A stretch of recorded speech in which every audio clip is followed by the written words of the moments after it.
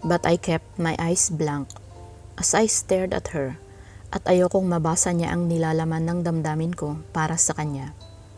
Isang buwan na ang nakalilipas, but the wound was still fresh. Parang kahapon lang nangyari ang lahat. Anak, naluluhan niyang saad. I suppressed my emotions. Halo-halo pa rin ang aking nararamdaman para sa kanya. I just came here to tell you that I'm one of the witnesses in your case. Walang emosyon kong saad sa kanya. Napayuko siya at tuluyan nang bumagsak ang kanyang mga luha.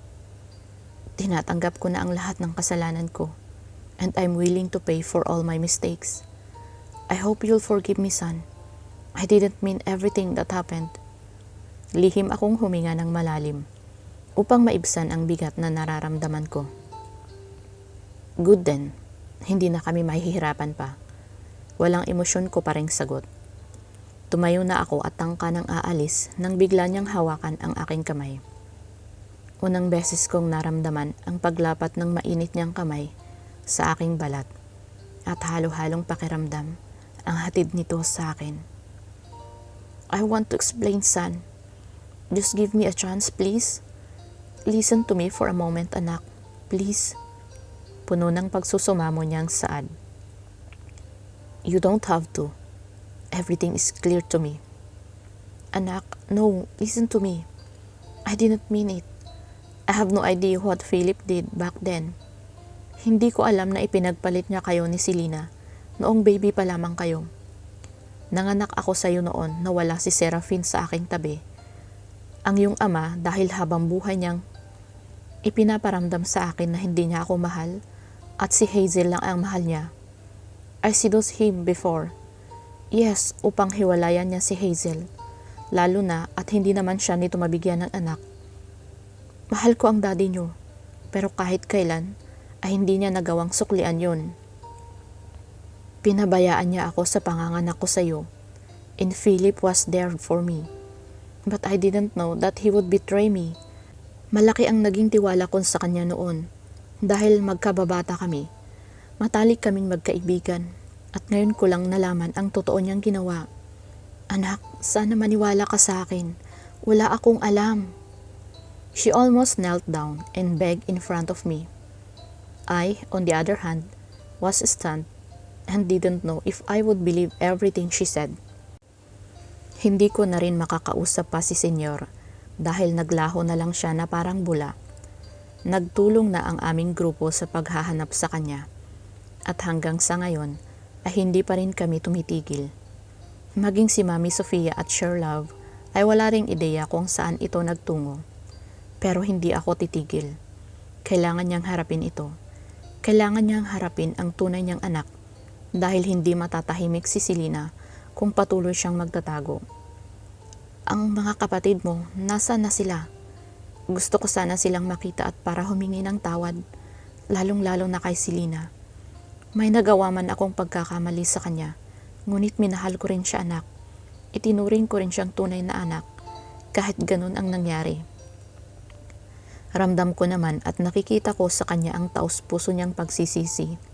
Ngunit, she doesn't wanna see you, I said.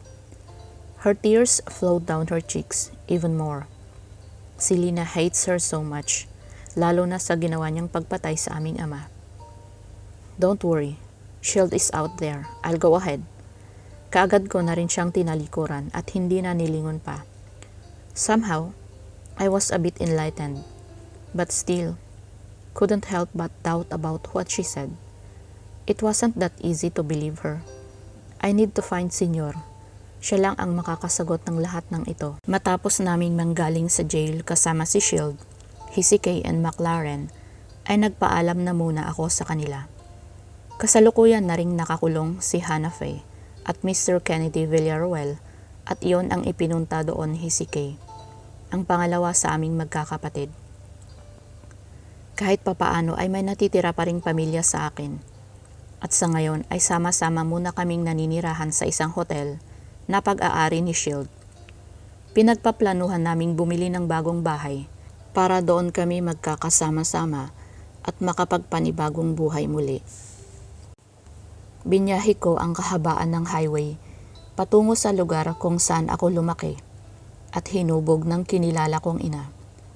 Kahit ano pa ang mangyari, ay babalik at babalik pa rin ako sa lugar na iyon, lalo na ngayong naroroon ang babaeng pinakamamahal ko. Senyorito, mabuti naman po at dumating kayo. Si Senyorita Selena po, Senyorito.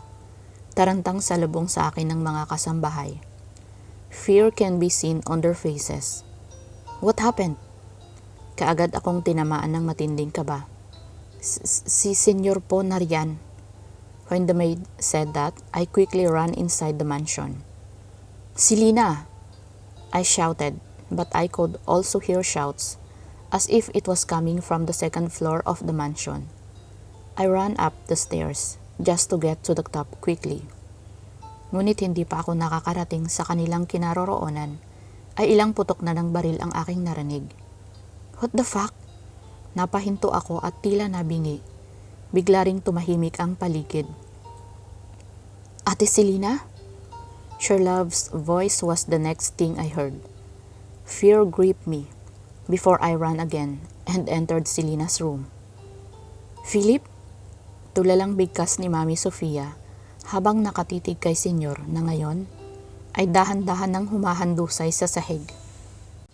Hawak niya ang kanyang dibdib na naliligo na sa dugo at sa kanyang tabi ay isang baril.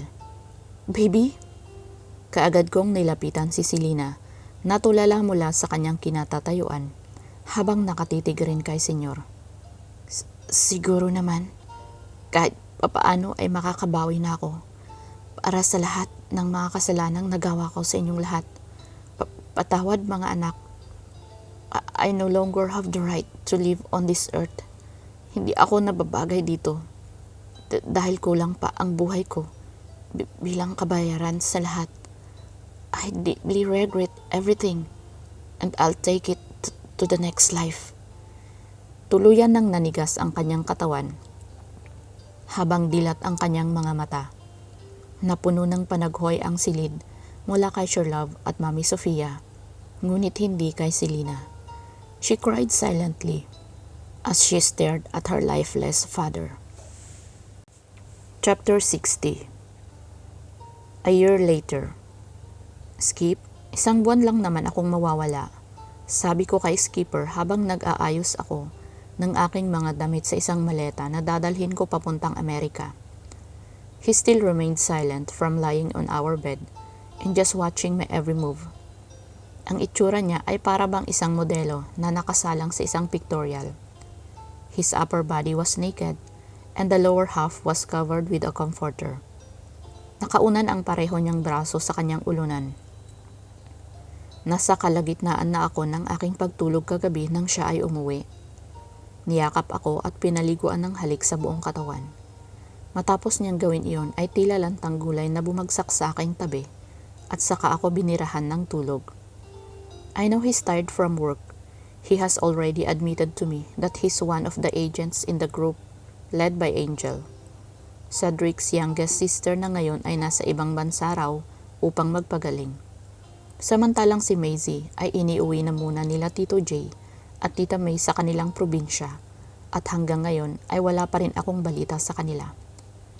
Bitin na bitin pa ako sa ginawa ni Skipper sa akin kagabi at ang pangarap kong makaisang katawan siya ay hindi pa rin nagaganap hanggang sa ngayon na lumipas na ang isang taon kahit na palagi kaming nagtatabi sa kama dahil ang inuukup akong silid ay pag-aari niya.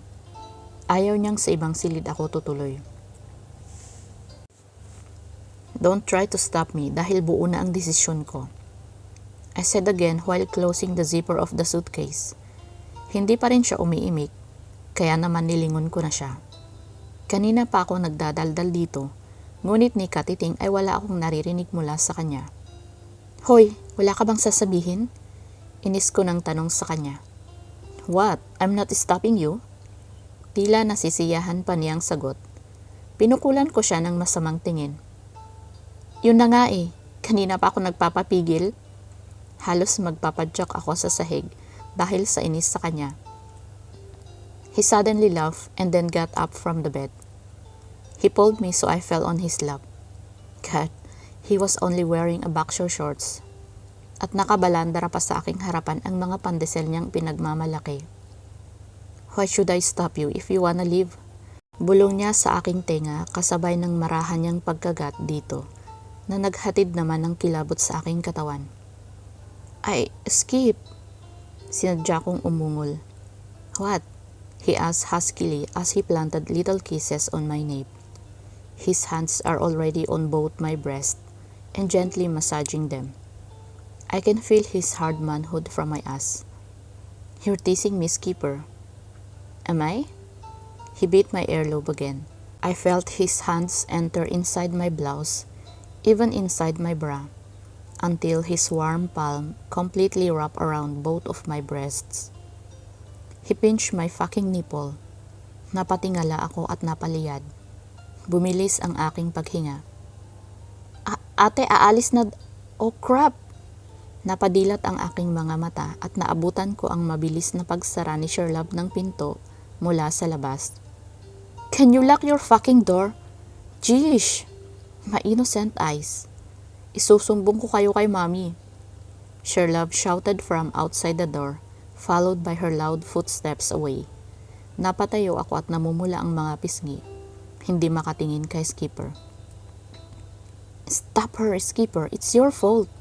Malalagot tayo dito kay Mommy. Hindi naman sa malalagot dahil alam naman ni Mommy ang relasyon namin ni Skipper. Nakakahiya lang kapag nalaman niya ang naging eksena namin na nakita pa ng bunso kong kapatid. Hindi yun magsusumbong. Come here. He tried to reach me but I immediately stepped back. Ayoko. Binibitin mo lang ako. I quickly went into the bathroom and took off all my clothes. Narinig ko pa ang mahinang pagtawa ni Skipper mula sa labas. I waited for him to follow me, but until I finished bathing, no Skipper came. Heist! Then I immediately came out wearing only a bathrobe. I meant it, ngunit halos pagsakloban ako ng langit at lupa nang hindi ko na siya nakita pa sa kama. Wala na siya sa buong silid. Kainis? Di ko mapigilang sigaw.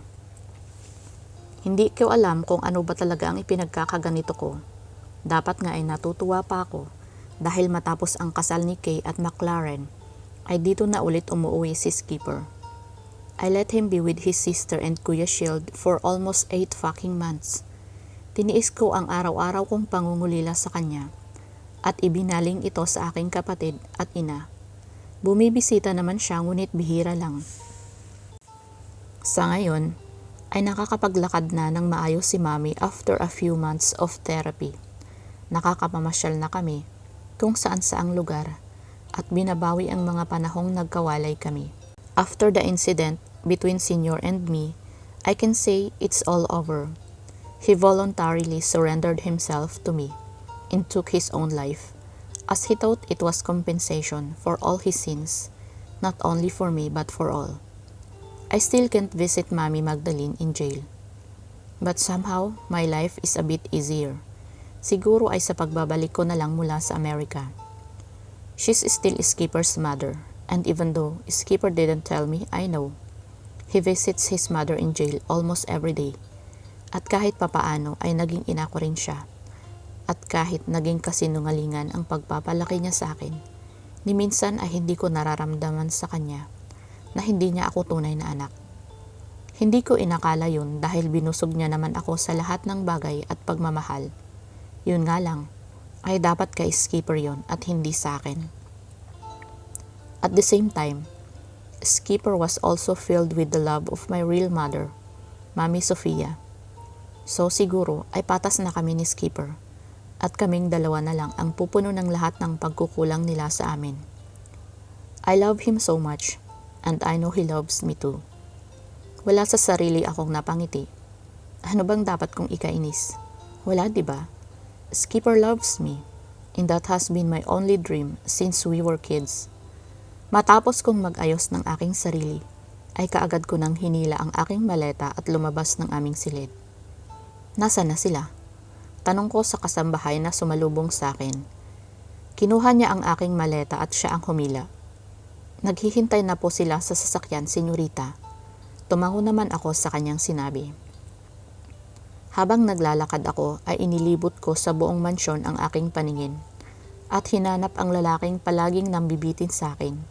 Ngunit hanggang sa makalabas na kami ay hindi ko siya nakita. Nasaan na ba yun? Mom, si Skipper. I immediately asked Mommy as soon as I got inside the car. Hindi ko makuhang tignan si Sherlove na ngayon ay masama ang tingin sa akin habang nakaupo sa tabi ng bintana. Umalis na siya, hindi ba siya nagpaalam sa'yo? May trabaho pa raw siyang aasikasuhin, sagot naman ni Mommy. Ganun po ba? Napakagat ako sa aking labi at lihim na bumuntong hininga upang maibsan ang bigat sa aking dibdib. Alam naman niyang magtutungo kami sa ibang bansa, pero hindi man lang niya kami inihatid sa airport o kaya ay nag-goodbye kiss man lang sa akin. Hindi na nga siya sumama dahil may importanteng misyon daw sila. Nag-uumpisa na namang sumama ang aking loob sa kanya. Hindi ko alam kung ano ba ang patutunguhan ng ganitong setup namin. Ano bang plano niya para sa aming dalawa? Hays, hayaan mo na, baka busy lang talaga siya anak. Bumabawi naman yun, hindi ba? Yes ma'am, sagot ko na lang at ngumiti ng mapakla. Pagdating sa airport ay napakunot ang aking noo nang matanaw ko mula sa loob ang mga nagkakagulong mga tao. Paglabas ko sa sasakyan ay doon ko narinig ang mga putukan at mga taong naghihiyawan at nagtatakbuhan. Ma'am, bilisan niyo po. Pumasok na po kayo kaagad sa loob. Sabi sa akin ng isang gwardya. Hinila niya ako sa braso at kaagad ipinasok sa loob. What? Wait, bakit po kami papasok dyan kung delikado? Sigaw ko sa gwardyang babae. Mas delikado kung nasa labas kayo, ma'am.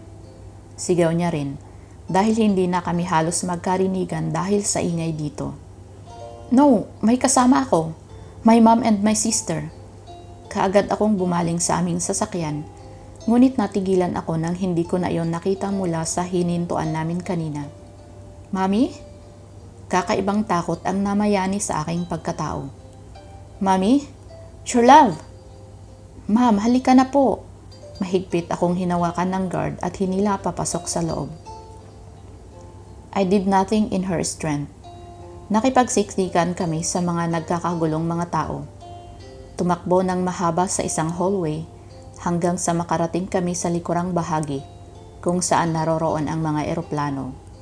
Doon ko nakita ang mga paputok na aking naririnig. Para bang sinturon ni Judas na nagkalat sa paligid. Mailang mga pamilyar na tao ang nagtitipon-tipon habang mga nakangiting nakatingin sa akin. I also saw Mommy and Sherlove getting out of our car. Sa di kalayuan ay isang eroplano ang nakahinto habang dahan-dahang bumaba ang pagkakalulon ng isang malaking banner na nakasabit sa harapan nito. And I was stunned when I read the words written here. My only dream will come true if you marry me, my dear princess. Bumugso ang aking damdamin. Napatakip ang aking mga kamay sa aking bibig. People around me began to clap as their faces filled with joy. Nagulat din ako nang makita ko si Hezekiah at McLaren habang buhat ang kanilang first baby, si Kuya Shield and Empress at iba pang mga taong pamilyar sa akin ang mga mukha. I turned around and looked for Skipper, but I was surprised when I found him behind me, kneeling as he served in front of me a small box containing a glowing diamond ring. Skipper? I'll be the happiest man in the world if you let me be your husband and be with you forever, my princess. Will you marry me? Puno ng emosyon niyang tanong sa akin. Tears dripped down my cheeks. Lumapit ako sa kanya at binigyan siya ng isang malakas na sampal sa pisngi. Narinig ko ang singhapan ng lahat. Baby! Hindi makapaniwala siyang bumaling sa akin. Damn you, Skipper. You fucking scared me. Akala ko may nangyari na namang masama sa mga mahal ko. Ang sama-sama mo. Pinagsusuntok ko siya sa kanyang balikat. Baby, this is just one piece of advice from Bakla. Lumingon siya sa kinaroroonan nila Hezekiah at McLaren. Napahinto rin naman ako at lumingon doon. Si McLaren ay tumingala at sumipol sa kalangitan. Fuck! Pagmumura ni Skipper. Baby, I'm sorry. I'm really sorry. I did not mean it. Yari ka sa akin, McLaren. Gigil niyang bulong sa huli. We're even. Nakangising sagot ni McLaren bago ito lumingon kay Kuya Shield. Tumingin naman nang may pagtatanong si Kuya Shield na tila inosenteng bata. What? Ano bang nangyayari? Baby, please, I'm sorry. Pagsusumamo pa rin ni Skipper habang hindi umaalis mula sa kanyang kinaluluhuran. Oo na, isa pa, Skipper, isang-isa ka na lang. I threatened him, but he immediately stood up and jumped into the air. Yes, yes! Ho! Nagsisisigaw siya na akala mo ay nanalo sa loto. Put the ring on me first! Sigaw ko sa kanya. Oo nga pala. Kaagad niyang isinuot sa aking daliri ang singsing at mabilis akong kinabig at siniil ng halik sa aking mga labi. Napuno ng palakpakan, hiyawan at saya ang buong paligid. Walang pagsidlan ang sayang nararamdaman ko sa mga sandaling ito. I feel like I'm finally complete now. Wakas, salamat po sa inyong pakikinig.